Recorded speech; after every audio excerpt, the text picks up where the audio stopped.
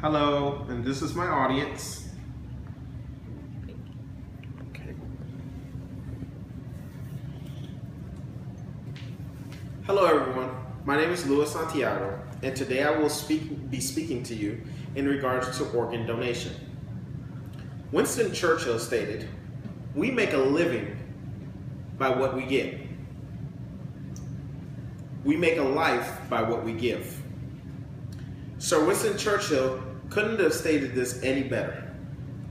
If we are pronounced clinically dead with no chances of survival, and there is no possibility that we will live, and we have the possibility to save a life through organ donation, why wouldn't we? As a community, why wouldn't we save that life? I'm a registered organ donor in the state of Florida. It is clearly posted on my license, written in red, organ donor. I work in an emergency room, and unfortunately, people die, whether it be through illness or through a traumatic event. Harvesting those patients' organs can help save countless lives. As stated on the website, organdonor.org, today the need is constantly growing for organ donors. It is a very simple process to become an organ donor. When we die, I would first like to discuss the need for organ donors and how the need for these organs continue to grow on a daily basis.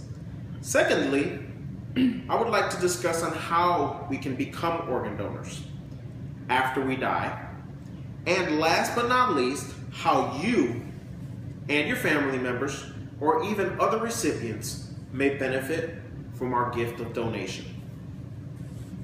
First, I will discuss the need for organs and how this number continuously grows and on a daily basis. There is a major problem here in the United States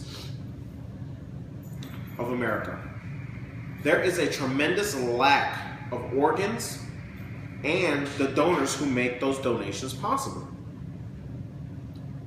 I located a few key facts on the website organdonororawareness.org. Fact number 1, there's a tremendous need for organs such as hearts, lungs, livers, kidneys, pancreases, corneas, and skin.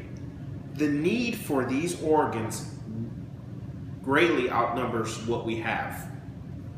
Fact number 2, more than 123,000 men, women, and children currently need life-saving organ transplants. Fact number 3, even 10 minutes, every 10 minutes, another name is added to the organ national transplant waiting list.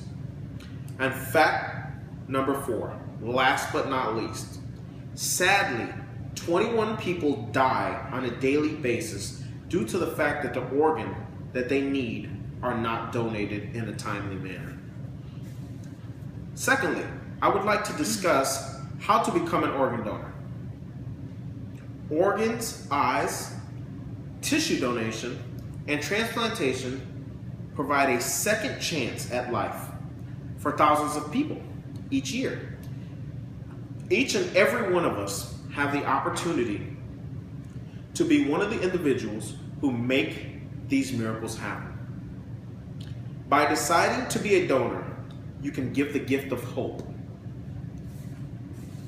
Hope for thousands of individuals awaiting organ transplants, and hope for millions of individuals whose lives could be enhanced through these tissue transplants.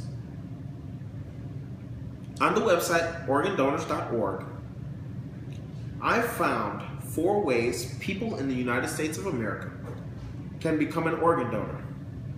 Each state has its own organ donor registry. The 4 ways to become an organ donor are as follows. Number 1, designate our decision on our driver's license. It would be designated while we apply for our driver's license. Down at the very bottom, it's written in red. I am an organ donor. Number 2, Discuss our decisions with our family and our loved ones. Number 3, tell our physicians, our faith leaders, and our friends that we choose to become organ donors. And number 4, include the donation in your advance directives, wills, and living wills.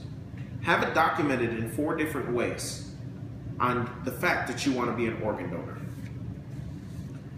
The third and final topic I want to discuss with you is how organ donation could affect you, your family, or other recipients, and how many of us may benefit from these donations.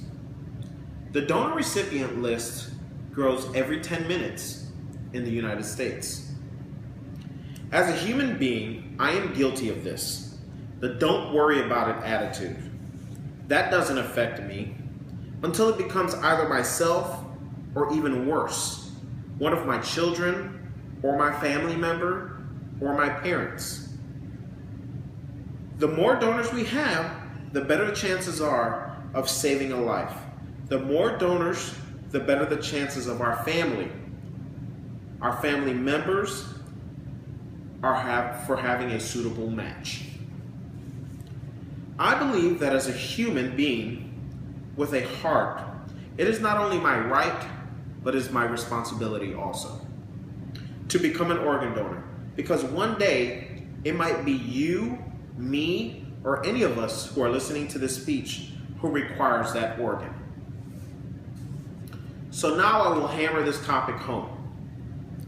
My message to you is, if one of my children, family members, or even a complete stranger can benefit from organ donation is not a tragedy, but it can be a beautiful light in the midst of one.